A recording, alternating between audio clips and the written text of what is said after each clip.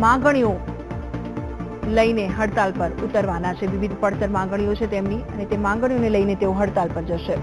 ગુજરાત એસટીના કર્મચારીઓ દ્વારા હડતાલ પાડવામાં આવશે તેવી વિગત હાલ સામે આવી રહી છે। 16 અને 17 માર્ચે હડતાલ પર જશે।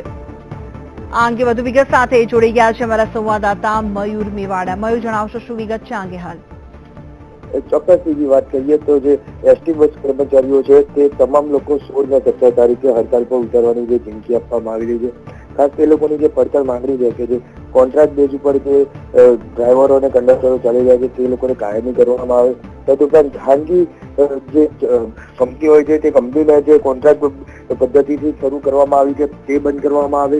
આ પ્રકારની પડતર માંગણીઓ સાથે જે 16 અને 17 તારીખે એસટીના જે કર્મચારીઓ છે તે તમામ કર્મચારીઓ સમગ્ર ગુજરાતમાં હડતાલ પર ઉતરવાની ચીમકી આપવામાં આવી છે। આભાર મયુર, માહિતી આપવા માટે।